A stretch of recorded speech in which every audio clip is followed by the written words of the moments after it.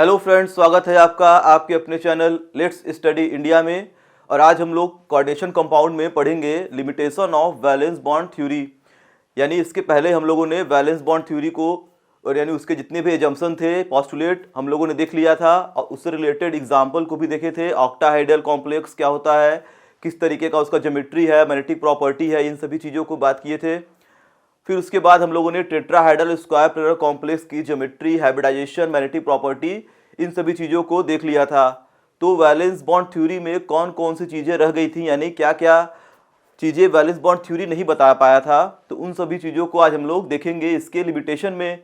और इसके लिमिटेशन को हम लोग आगे क्लियर करेंगे, यानी जो जो लिमिटेशन रह गए इसमें वो हम लोग पढ़ेंगे क्रिस्टल फील्ड थ्योरी में। तो आज हम लोग बात करेंगे limitation of valence bond theory, फिर उसके बाद चलेंगे सीएफटी पे यानी क्रिस्टल फील्ड थ्योरी की तरफ।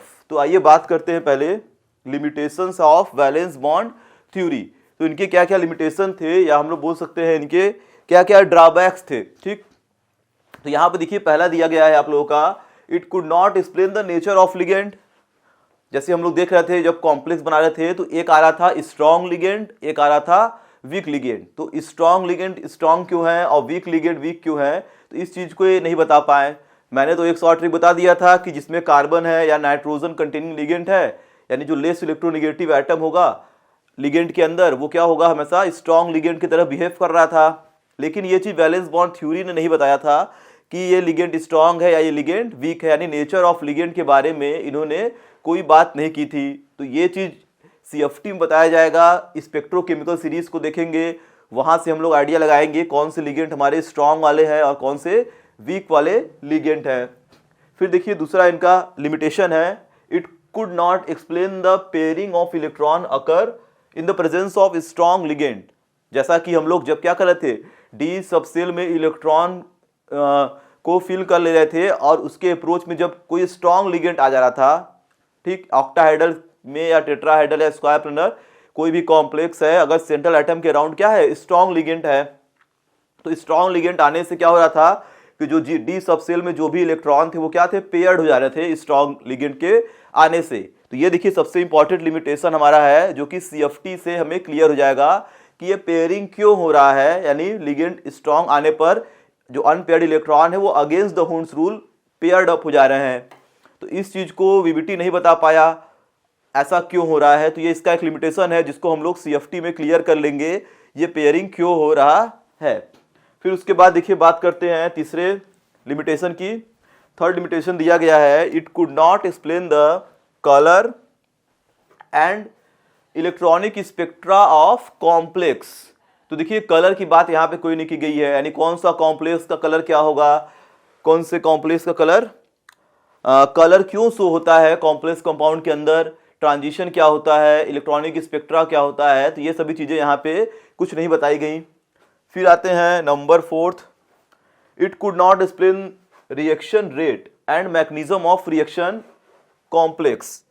ठीक, यानी जो रिएक्शन होते हैं हमारे कॉम्प्लेक्स में वो डायरेक्टली हमारे अगर किसी मेटल से 6 लिगेंड कनेक्टेड हैं, ठीक है, तो इसका मैकेनिज्म क्या है, वो किस तरीके से मेटल लिगेंड के साथ कंबाइंड हो रहा है, इसका मैकेनिज्म क्या है, और इसके रेट के बारे में नहीं बताया गया। ये हमारा जो मैकेनिज्म इसका है उसमें स्पीड ऑफ रिएक्शन क्या है, तो ये सभी चीज़ें वीबीटी में नहीं बताई गई हैं। और फिर बात करते हैं हमारे लास्ट लिमिटेशन की। तो देखिए दिया गया है, this theory does not explain the quantitative interpretation data about the thermodynamic and kinetic stability of coordination complexes. यानी किसी भी कोऑर्डिनेशन कॉम्प्लेक्स के अंदर स्टेबिलिटी की बात नहीं किए थे इन्होंने, यानी थर्मोडायनामिक स्टेबिलिटी क्या होती है और काइनेटिक स्टेबिलिटी क्या होती है। तो कोई भी कॉम्प्लेक्स देखिए लिगेंड के साथ किसी एक फिक्स टेम्परेचर तक ही क्या होता है, स्टेबल होता है, जिसे हम लोग बोलते हैं थर्मोडायनामिक स्टेबल। यानी कोई भी कॉम्प्लेक्स के अंदर मैग्नेटिक नेचर शो हो रहा है, डायमैग्नेटिक या पैरामैग्नेटिक नेचर अगर शो कर रहा है, तो वो किस टेम्परेचर तक वो डायमैग्नेटिक या पैरामैग्नेटिक बिहेवियर शो करेगा, ये सारी चीज़ें बीबीटी ने नहीं बताई। और उसके बाद काइनेटिक स्टेबिलिटी की बात करें तो काइनेटिक स्टेबिलिटी हमारी दो टाइप की होती है, एक होता है लेबाइल कॉम्प्लेक्स, एक होता है इनर्ट कॉम्प्लेक्स। यानी एक लिगेंड हमारे पास अगर सेंट्रल एटम के अकॉर्डिंग एलॉन्ग क्या है, कई सारे लिगेंड अगर कनेक्टेड हैं तो वो लिगेंड क्या एक्सचेंज हो सकते हैं किसी अनदर लिगेंड द्वारा। ठीक, लेबाइल कॉम्प्लेक्स क्या होता है, या तो लिगेंड किसी अनदर कॉम्प्लेक्स लिगेंड द्वारा क्या हो रहे हैं, डिस्प्लेस नहीं हो रहा है, तो इनर्ट कॉम्प्लेक्स क्या होता है। तो ये सभी चीज़ें वैलेंस बॉन्ड थ्योरी ने नहीं बताई। ठीक, स्टेबिलिटी जिसे हम बोलते हैं, ठीक है, काइनेटिक स्टेबिलिटी, लेबाइल और इनर्ट कॉम्प्लेक्स क्या होते हैं, उसके बाद थर्मोडायनामिक स्टेबिलिटी यानी किस टेम्परेचर तक ये कॉम्प्लेक्स हमारा एग्जिस्ट कर रहा है या नहीं कर रहा है। तो ये सभी चीज़ें स्टेबिलिटी के बारे में है। तो ये भी हमारे क्या है, लिमिटेशन है वैलेंस बॉन्ड थ्योरी के। तो ये सभी चीज़ें वैलेंस बॉन्ड थ्योरी ने नहीं बताया। तो अब हम लोग बात करेंगे इस जितने भी लिमिटेशन है इसको हम लोग देखिए, सभी लिमिटेशन को तो CFT ने दूर नहीं किया, लेकिन मैक्सिमम जो इसमें लिमिटेशंस हैं, ठीक है, वो सारी लिमिटेशन को क्रिस्टल फील्ड थ्योरी के द्वारा हम लोग, ठीक है, बता सकते हैं कि लिमिटेशन क्यों आया। यानी इसको हम लोग लिमिटेशन को क्लियर करेंगे, यानी अब हम लोग चीज़ों को समझेंगे कि ऐसा क्यों हो रहा है। यानी जैसे हमारे पास ये वाला लिमिटेशन है, ये हमारा जो सेकेंड पॉइंट है कि पेयरिंग क्यों हो जा रहा है, वैलेंस बॉन्ड थ्योरी ने स्ट्रॉन्ग लिगेंड आने पर इलेक्ट्रॉन पेयर्ड क्यों हो जा रहा है, तो इस चीज़ को CFT ने क्लियर किया। मैग्नेटिक प्रॉपर्टी की बात की CFT ने, कलर की बात की। तो ये सारी जितनी भी लिमिटेशन है हम लोग उसको धीरे धीरे CFT में समझेंगे। तो आइए अब बात करते हैं क्रिस्टल फील्ड थ्योरी क्या है। तो देखिए यहाँ पे लिखा गया है CFT यानी क्रिस्टल फील्ड थ्योरी। तो क्रिस्टल फील्ड थ्योरी को देखिए किसने दिया था, तो वैलेंस बॉन्ड थ्योरी तुम्हें पता है, पॉलिंग, ल्यूनस पॉलिंग थे। अब यहाँ पे जो CFT है उसको बताया है क्रिस्टल फील्ड थ्योरी के बारे में जो बात की गई, वो बात की गई H. बेथे और V. व्लेक। ठीक, तो ये दोनों हमारे साइंटिस्ट हैं जिन्होंने दिया था CFT क्रिस्टल फील्ड थ्योरी। अब इनके अकॉर्डिंग देखिए वैलेंस बॉन्ड थ्योरी से ये पूरा क्या है, एकदम अलग टाइप का कॉन्सेप्ट है इनका। वैलेंस बॉन्ड थ्योरी ने बात की थी एटॉमिक ऑर्बिटल्स जो थे, d ऑर्बिटल मेटल का, और लिगेंड का जो भी एटॉमिक ऑर्बिटल है उसमें क्या था, लिगेंड के पास था lone pair of electron, metal के पास था वैकेंट ऑर्बिटल। तो लिगेंड अपना लोन पेयर ऑफ इलेक्ट्रॉन क्या कर रहा था, मेटल के वैकेंट ऑर्बिटल में डोनेट कर रहा था थ्रू द ओवरलैपिंग। लेकिन यहाँ पे इन्होंने ऐसी कुछ बात नहीं की। इन्होंने क्या बोला कि मेटल और लिगेंड के ऑर्बिटल्स में हाईली रिपल्सन है, क्योंकि दोनों के पास इलेक्ट्रॉन है, इलेक्ट्रॉन में रिपल्सन होना चाहिए। फिर एक अट्रैक्शन की भी बात की थी उन्होंने कि मेटल हमारा एक पॉजिटिव चार्ज की तरह बिहेव करता है, लिगेंड क्या है, निगेटिव पॉइंट चार्ज की तरह बिहेव करता है। इनके बीच जो इंटरेक्शन है वो क्या है, इलेक्ट्रोस्टैटिक इंटरेक्शन होता है। तो ये सभी चीज़ें हम लोग समझेंगे इनके कॉन्सेप्ट में। तो यहाँ पर देखिए पहले इन्होंने दिया है H. बेथे और V. ब्लैक ने ये थ्योरी। फिर उन्होंने देखिए मेन हमारा इनका जो एक्सप्लेनेशन था वो कलर के बारे में था। यानी यहाँ से हमें कलर पता चलेगा कि कलर का रीजन आखिर में है क्या, कॉम्प्लेक्स कंपाउंड कलर शो क्यों कर रहे हैं। फिर उसके बाद बात की थी इन्होंने मैग्नेटिक प्रॉपर्टी की भी, पैरामैग्नेटिक बिहेवियर, डायमैग्नेटिक बिहेवियर, और कई सारी चीज़ों को हम लोग यहाँ पे समझेंगे, मैग्नेटिक प्रॉपर्टी को भी, ठीक है, कोऑर्डिनेशन कंपाउंड के केस में। तो आइए पहले हम लोग इनके पोस्टुलेट को देखते हैं कि क्या क्या इनके पॉइंट्स हैं CFT से रिलेटेड। तो देखिए यहाँ पे जंक्शन इनका है या पोस्टुलेट हम लोग बोल सकते हैं। तो पहला पॉइंट इन्होंने दिया कि the metal ion and ligand act as a point charge. यानी मेटल हमारा क्या है, एक पॉइंट चार्ज, और लिगेंड क्या है, एक पॉइंट चार्ज है। पॉइंट चार्ज का मतलब क्या होता है, स्मॉल चार्ज की तरह ये बिहेव कर रहे हैं। और इनके बीच में देखिए जो बॉन्डिंग होती है वो कैसी होती है, इलेक्ट्रोस्टैटिक, प्योरली इलेक्ट्रोस्टैटिक। जैसा कि आयंस के बीच में बॉन्ड बनता है, जैसे NaCl का एक मॉलिक्यूल है, तो Na+ और Cl- के बीच में जो इंट्रैक्शन है वो कैसा है, इलेक्ट्रोस्टैटिक इंट्रैक्शन होता है। तो वैसा ही इंट्रैक्शन इन्होंने लिगेंड और मेटल के बीच में बताया। यानी इन्होंने बोला कि जो मेटल है वो क्या है, एक positive point charge. Second point में बोला कि मेटल क्या है, एक पॉजिटिव पॉइंट चार्ज, जबकि लिगेंड एक निगेटिव पॉइंट चार्ज की तरह बिहेव करता है। इनके बीच में जो इंट्रैक्शन है वो कैसा है, इलेक्ट्रोस्टैटिक इंट्रैक्शन। अगर यहाँ पे हम लोग समझे कि मेटल हमारा क्या है, एक पॉजिटिव पॉइंट चार्ज, यानी इस पे क्या है, एक स्मॉल पॉजिटिव चार्ज, लिगेंड कैसा है, एक निगेटिव पॉइंट चार्ज की तरह बिहेव कर रहा है। इनके बीच अट्रैक्शन केवल होता है, कैसा अट्रैक्शन होता है, इलेक्ट्रोस्टैटिक। तो ये दोनों पॉइंट यही सारी चीज़ों को समझाना चाह रहे हैं। यानी इन्होंने ऑर्बिटल के ओवरलैपिंग की बात नहीं की, कोऑर्डिनेट बॉन्ड की बात नहीं की, इन्होंने बात की चार्ज और इलेक्ट्रोस्टैटिक इंटरेक्शन की। Metal behave as a small positive point charge, whereas ligand behave as a small negative point charge. The force of interaction between them are purely electrostatic just like ionic bond. ठीक, तो अब देखिए यहाँ पे दिक्कत क्या आ गई कि मेटल तो ठीक है, चलिए पॉजिटिव पॉइंट चार्ज की तरह बिहेव करता है कि जनरली मेटल्स क्या होते हैं, आयन के फॉर्म में होते हैं, कटायन के फॉर्म में रहते हैं, लेकिन जो लिगेंड है वो तो न्यूट्रल भी होता है और निगेटिव तो होता ही है। पॉजिटिव वाले को हम लोग इग्नोर करते हैं क्योंकि पॉजिटिव लिगेंड रेयर केस में पाए जाते हैं तो उनकी बात नहीं करेंगे, लेकिन जनरली जो लिगेंड है हमारा निगेटिव पॉइंट चार्ज भी होता है और न्यूट्रल भी होता है। तो निगेटिव लिगेंड है तो ठीक है, वो निगेटिव की तरह बिहेव करेगा, एक निगेटिव पॉइंट चार्ज की तरह बिहेव करेगा, लेकिन जो न्यूट्रल लिगेंड है उसमें निगेटिव पॉइंट कैसे आएगा, निगेटिव चार्ज कैसे डेवलप होगा। तो इस चीज को भी इन्होंने क्या किया, समझाया था। देखिए यहाँ पे अगर बात करेंगे हम लोग एक एग्जांपल लेके कि हमारे पास मान लेते हैं आयरन के साथ Fe हमारे पास क्या है, कोई पॉजिटिव मेटल है Fe2+ मान लेते हैं, इसके साथ कोई लिगेंड है जो निगेटिव है, जैसा कि हम लोग ले लेते हैं Cl-। तो Cl- के जितने भी मॉलिक्यूल्स होंगे 6-7 जो भी होंगे वो क्या करेंगे, अगर सेंट्रल एटम से बॉन्ड बनाना चाहेंगे तो इनके बीच में जो अट्रैक्शन होगा, पहले अट्रैक्शन होगा ये पॉजिटिव पॉइंट, ये निगेटिव पॉइंट चार्ज। तो ये तो ठीक है कि ये पॉजिटिव पॉइंट चार्ज की तरह बिहेव करेगा, पॉजिटिव पॉइंट चार्ज, और इस पे निगेटिव चार्ज में दिख ही रहा है तो ये भी क्या है, एक निगेटिव पॉइंट चार्ज की तरह बिहेव कर रहा है। इसके बीच का अट्रैक्शन इलेक्ट्रोस्टैटिक अट्रैक्शन है। तो यहां तो हमें क्लियर होता है कि निगेटिव लिगेंड होगा तो निगेटिव पॉइंट चार्ज की तरह वो बिहेव कर सकता है, लेकिन अगर लिगेंड न्यूट्रल होगा तब उसमें निगेटिव चार्ज कहां से लाएंगे, ये बात इनसे पूछा गया। तब इन्होंने बोला कि जो निगेटिव लिगेंड नहीं है, यानी जो न्यूट्रल लिगेंड है, जैसे हमारा वाटर हुआ, अमोनिया हो गया, कार्बन मोनोऑक्साइड हो गया, तो बहुत सारे लिगेंड ऐसे हैं जो क्या है, न्यूट्रल टाइप के हैं। तो उसमें क्या होता है, डाइपोल होगा, उस डाइपोल का जो निगेटिव एंड है वो इंटरेक्ट करता है सेंट्रल एटम के साथ। जैसा अगर मैं यहां पे बनाऊं वाटर को, तो वाटर मॉलिक्यूल अगर एज अ लिगेंड बिहेव कर रहा है, मान लेते हैं Fe2+ के साथ वाटर एज अ लिगेंड क्या है, इंटरेक्ट हो रहा है, तो वाटर के अंदर क्या है, H2O। तो H2O में हाइड्रोजन और ऑक्सीजन में, ऑक्सीजन क्या है, ज्यादा इलेक्ट्रोनिगेटिव एटम हाइड्रोजन से, तो इस पे क्या होगा, पार्शियल निगेटिव चार्ज डेवलप होगा, हाइड्रोजन पे पार्शियल पॉजिटिव चार्ज। तो यहाँ पे क्या हुआ, डाइपोल तो क्रिएट हो गया, यानी ऑक्सीजन हाइड्रोजन के बीच में क्या है, डाइपोल, यानी दो पोल हो गए डेवलप, क्योंकि इलेक्ट्रॉन अपनी तरफ अट्रैक्ट कर रहा है, ये इलेक्ट्रॉन खींच रहा है, तो इस पे निगेटिव चार्ज, इस पे पॉजिटिव चार्ज डेवलप होगा।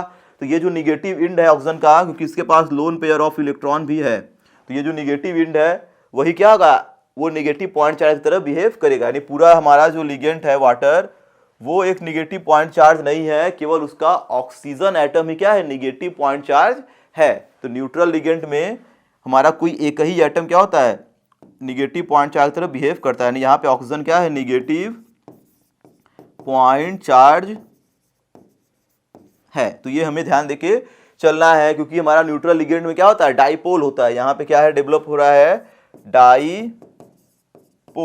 यानी ये क्या है, एक डाइपोलर मॉलिक्यूल हो जाएगा अगर न्यूट्रल होगा तो कोई भी ऐसा न्यूट्रल हमारा लिगेंड नहीं है जिसमें डाइपोल जनरेट ना हो।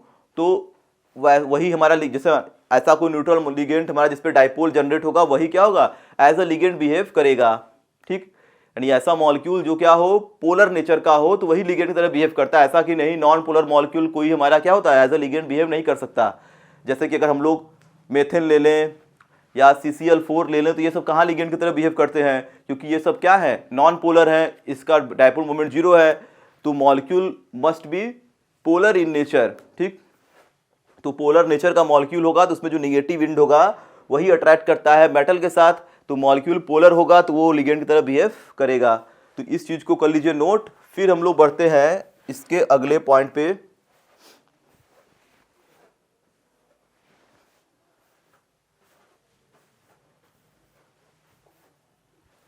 फिर देखिए इसके बाद बताया गया, there is a no interaction between metal orbital and ligand orbital.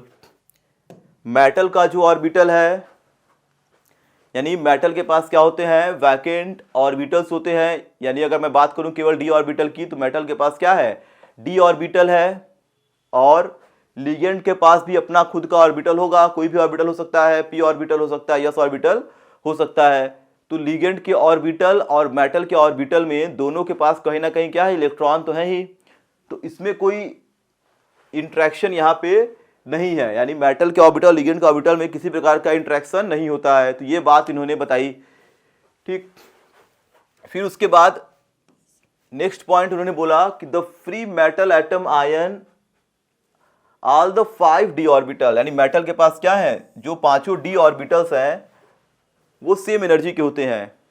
ये सारी चीज़ देखिए वैलेंस बॉन्ड थ्योरी ने नहीं बताई थी, हमें पहले से पता है कि d ऑर्बिटल के जितने भी, यानी d सबसेल के जितने भी ऑर्बिटल्स होते हैं उनकी एनर्जी सेम होती है। तो वही बात यहाँ CFT ने भी बोला कि d ऑर्बिटल में सभी ऑर्बिटल की एनर्जी क्या है, सेम है। तो सेम एनर्जी को बोलते क्या है, सेम एनर्जी को बोलते हैं हम लोग डीजेनरेट। ठीक, डीजेनरेट का मतलब क्या होता है, जिसकी एनर्जी सिमिलर हो। अब बात आती है कि जब इसके साथ लिगेंड कंबाइंड होने आएगा तो इसकी जो डीजेनरेसी है, यानी जो पांचों डीजेनरेट ऑर्बिटल हैं उनकी जो डीजेनरेसी है, यानी जो सेम एनर्जी है, अब वो नहीं रह जाएगी, यानी वो क्या होगी, डीजेनरेसी हो जाएगी, डिस्ट्रॉयड। तो यहाँ पे देखिए बताया गया है there degeneracy is destroyed during the complex formation in the presence of ligand. तो जैसे ही मेटल के अप्रोच में लिगेंड्स आते हैं तो मेटल के जो 5 d ऑर्बिटल बराबर एनर्जी के थे, अब उनकी एनर्जी बराबर नहीं रह जाएगी, वो क्या होगा, डिस्ट्रॉयड हो जाएंगे। डिस्ट्रॉयड होने का मतलब वो दो अलग अलग ऑर्बिटल में स्प्लिट कर जाते हैं। अब उन दोनों ऑर्बिटल का नाम क्या है, तो यहाँ पे हम लोग पढ़ते हैं next point, the interaction between electron of cation and those of ligand purely repulsive, the repulsive forces causes the splitting of d orbital of the metal cation into two group T2G and EG। यानी metal जो है उसके पास क्या है, 5 equal energy के d orbital हैं। अगर मैं यहाँ पे ड्रा करूँ डायग्राम एक, तो मेटल के पास क्या है, 5 d ऑर्बिटल हैं जिनकी एनर्जी क्या है, बराबर है। ठीक, पांचों का नाम अगर मैं लिखूं यहाँ पे, तो पांचों ऑर्बिटल का नाम क्या क्या होता है, तो पहला हमारा डी ऑर्बिटल होता है dxy, दूसरा होता है dyz, dzx, dx square minus Y square और dz स्क्वायर। तो मेटल के पास क्या है, 5 डी ऑर्बिटल इक्वल एनर्जी के। अब देखिए फिर होगा क्या कि जैसे ही ये लिगेंड के अप्रोच में मेटल आएगा तो डी ऑर्बिटल की एनर्जी अब बराबर नहीं रह जाएगी, यानी ये क्या होगा, डिस्ट्रॉयड हो जाएगा, यानी पांचों डी ऑर्बिटल क्या होंगे, ब्रेक हो जाते हैं 2 पार्ट में। क्यों, क्योंकि पहला देखिए यहाँ बताया गया है कि इसके ऑर्बिटल में कोई इंटरेक्शन नहीं है, यानी यहाँ पे क्या होता है, रिपल्सन होने लगता है, क्योंकि मेटल के पास भी इलेक्ट्रॉन है, लिगेंड के पास भी क्या इलेक्ट्रॉन है। तो मेटल के ऑर्बिटल में जो इलेक्ट्रॉन है, लिगेंड के ऑर्बिटल में जो इलेक्ट्रॉन, उसमें क्या होता है, रिपल्सन होता है। तो मेटल के पास जब लिगेंड आएगा तो रिपल्सन की वजह से जो ऑर्बिटल है मेटल के, वो क्या करेंगे, स्प्लिट हो जाते हैं 2 पार्ट में। तो ये ऑर्बिटल जो पांचों के पांचों हैं वो 2 पार्ट में क्या होंगे, स्प्लिट कर जाते हैं, 1 2 3 4 5, ये 2 पार्ट में क्या होंगे, टूट जाएं। टूटने के बाद हमारे पास क्या बनेंगे, 2 नए ऑर्बिटल का फॉर्मेशन हो जाएगा, एक बनेगा T2G और एक बन जाता है EG। तो मैं लिख दे रहा हूँ इसको EG, इसको लिख दे रहा हूँ T2G। अब ये मत समझिएगा कि यहाँ पे T2G है, यहाँ पे EG है, फिक्स नहीं है, ये चेंज हो सकता है, ये डिपेंड करेगा कि लिगेंड कितना इस मेटल के साथ कंबाइंड होने के लिए आ रहा है। 6 लिगेंड आएगा तो हमारा क्या होगा, ऐसा बनेगा, T2G नीचे, EG ऊपर। 4 लिगेंड आएगा तो T2G ऊपर चला जाता है, EG क्या हो जाता है, नीचे चला जाता है। तो ये डिपेंड करता है splitting number of ligands combined with a central atom. तो हमें ये चीज ध्यान देके चलना है। तो मेटल के जो डीजेनरेट ऑर्बिटल थे वो क्या कर गए, स्प्लिट कर गए, यानी टूट गए। ठीक, डीजेनरेट डी ऑर्बिटल क्या है, स्प्लिट कर गए 2 पार्ट में। तो एक पार्ट हमारा बन गया EG, एक बन गया T2G। यानी T2G में कौन कौन से गए, तो यहाँ पे देखिए मैं लिख दे रहा हूँ कौन कौन से ऑर्बिटल EG बनाएंगे, कौन कौन से T2G बनाएंगे, तो हमें ध्यान देना है। तो जो DXY, DYZ और DZX, यानी 3 जो ऊपर वाले हैं, यानी कौन कौन से, XY, YZ और ZX, ये तीनों क्या बनाते हैं, T2G। और dx square minus Y square और dz स्क्वायर क्या बनाएंगे, EG। तो ये 2 नए सेट्स ऑफ ऑर्बिटल में ब्रेक हो गया। तो हमें इतना चीज ध्यान देके चलना है। तो ये सभी क्या है, क्रिस्टल फील्ड थ्योरी के एजम्पशंस हैं। तो इतने एजम्पशन हमें ध्यान देना है, तो इसको कर लीजिए नोट। फिर हम लोग बढ़ते हैं कुछ और नए पॉइंट की ओर। तो देखिए यहाँ पे हमें पहला CFT को समझने के लिए सबसे इंपॉर्टेंट चीज़ क्या है, हमें समझना है कि जो d ऑर्बिटल हमारा है, 5 जो d ऑर्बिटल है मेटल के पास, उनका शेप कैसा कैसा है। तो अगर हम लोग शेप को समझ लेंगे d ऑर्बिटल के, तो हमें स्प्लिटिंग समझ में आएगा, लिगेंड के साथ ये कैसे इंटरेक्ट कर रहा है, किस तरह से इलेक्ट्रॉन भरना है d ऑर्बिटल में, तो ये सभी चीज़ें हम लोग समझ सकते हैं। ठीक, strong field ligand, weak field ligand में किस तरीके से इलेक्ट्रॉन की फीलिंग होती है। तो सभी चीज़ों को समझने के लिए हमें पहले क्या करना पड़ेगा, d ऑर्बिटल के शेप को जानना पड़ेगा, तभी हम लोग क्या करते हैं, कॉम्प्लेक्स को बना सकते हैं, यानी ये किस तरीके से हमारा स्प्लिटिंग हो रहा है। तो स्प्लिटिंग को समझने के लिए सबसे जरूरी क्या है, यानी d ऑर्बिटल जो दो पार्ट में डिवाइड हो रहा है लिगेंड आने के बाद, तो उसके पीछे हमारी मेन कहानी क्या है, d ऑर्बिटल का शेप। यानी अगर हमें शेप समझ में आ गया d ऑर्बिटल का, तो हम लोग स्प्लिटिंग को समझ सकते हैं आसानी से। यानी 6 लिगेंड आएंगे तो किस तरीके से स्प्लिटिंग होगा, 4 में किस तरीके से स्प्लिटिंग होगा। तो पहले अगर हम लोग बात करें शेप्स ऑफ d ऑर्बिटल की, तो यहाँ पे देखिए जो d ऑर्बिटल 5 थे, तो there are 5 types of d orbital, जिसमें से 3 हमारे T2G वाले हैं, 3 हमारे Ag हैं। तो T2G और Ag इन्हें क्यों बोला जा रहा है, तो इन सभी चीज़ों पे भी हम लोग बात करेंगे आगे। तो यहाँ मैं अगर पहला बनाऊं dxy वाला ऑर्बिटल,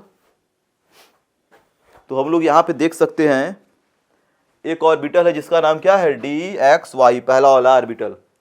तो x और y एक्सिस अगर मैं ड्रा करूं, देखिए ये हमारा जो प्लेन है वो x एक्सिस, और ये हमारा क्या है, y एक्सिस हो गया। ठीक, तो ये x और y एक्सिस हम लोग क्या करेंगे, इस तरह से कंसीडर करके चलेंगे। तो ये हमारा हो गया कौन सा एक्सिस, x, और ये हो गए हमारे y एक्सिस। अब देखिए जो ऑर्बिटल्स हैं d ऑर्बिटल में क्या होते हैं, डबल डबल शेप। तो डबल डबल शेप में क्या होंगे, 4 लोब्स होंगे।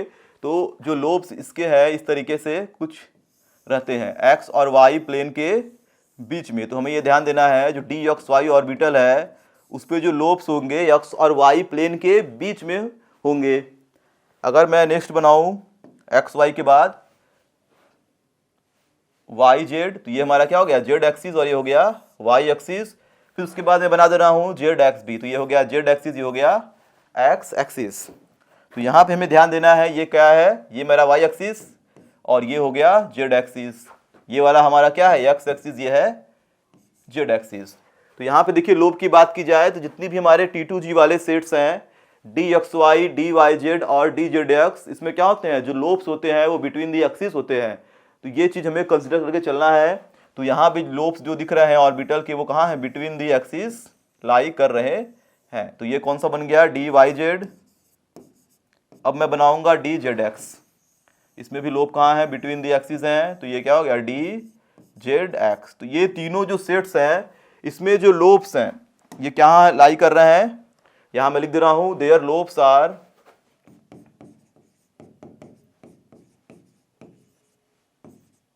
Lies between the axis is known as T2G set. इनका नाम क्या है, T2G सेट। ठीक, ये तीनों में ऐसा सिचुएशन बन रहा है। उसके बाद 2 ऑर्बिटल इसके और हैं, यानी 5 d ऑर्बिटल होते हैं। तो पांचों में हमारे पास देखिए एक है dx² माइनस y²। तो वहां पे क्या होगा, x एक्सिस ये बन गया, और y एक्सिस कहाँ बन गया, ऐसे। फिर एक आता है dz²। तो मैं सभी एक्सिस को ड्रा कर दे रहा हूं। इसका नाम क्या है, x एक्सिस, ये हो गया y एक्सिस, ये है x एक्सिस, और ये है z एक्सिस। अब देखिए जहां भी स्क्वायर वाला केस आ गया, तो अब लोब कहाँ होंगे, तो स्क्वायर वाले केस में जो लोब्स होते हैं वो ऑन दी एक्सिस होते हैं। यहाँ कहाँ है, बिटवीन दी एक्सिस। यहाँ मैंने क्या लिखा है, लाइज बिटवीन दी एक्सिस। यहाँ कहाँ लाई करेंगे, अलोंग दी एक्सिस या ऑन दी एक्सिस। तो यहाँ पे जो लोब होंगे वो एक्स और वाई एक्सिस पे लाई करेंगे। तो ये हमें कंसीडर करके चलना है। इसका नाम क्या है, डी x² माइनस y², और इसका नाम क्या है, dz²। तो इसका देखिए लोब कुछ इस तरीके का रहेगा। ठीक, और इसमें इलेक्ट्रॉन क्लाउड क्या होता है, यहाँ पे भी रहता है अलोंग टू एक्स एक्सिस। तो ये हमारे क्या है, 5 के 5 d ऑर्बिटल्स हैं। तो यहाँ मैं स्टेटमेंट लिख दे रहा हूँ, यहाँ पे कहाँ है, there lobes lies along the axis along the axis. तो इन्हें हम लोग क्या बोलेंगे, ईजी सेट, ये क्या कहला जाएंगे, सभी के सभी इजी सेट्स कहला जाएंगे। ठीक, तो ये हमारे हो गए 5 डी ऑर्बिटल, इनका क्या है, यही शेप है। अब इसी शेप को हम लोग लेके समझेंगे, यानी हमारे पास देखिए जो डी ऑर्बिटल के 2 सेट्स हैं, इनमें से 3 ऐसे हैं जिसमें लोग कहाँ है, एक्सिस के बीच में, 2 ऐसे हैं जिनमें लोग कहाँ है, एक्सिस पे। तो यहाँ पे इसके अकॉर्डिंग 2 पार्ट में से डिवाइड कर दिया गया। तो स्प्लिटिंग जब भी होगी तो या तो अलग, ये अलग ब्रेक होगा, ये अलग ब्रेक होगा, यानी एनर्जी इनकी क्या होती है, सेपरेट आउट हो जाती है। तो इस चीज को पहले ड्रा कर लीजिए, फिर हम लोग आगे पढ़ेंगे, इसके स्प्लिटिंग को देखेंगे कि इसकी वजह से स्प्लिटिंग कैसे हो रही है।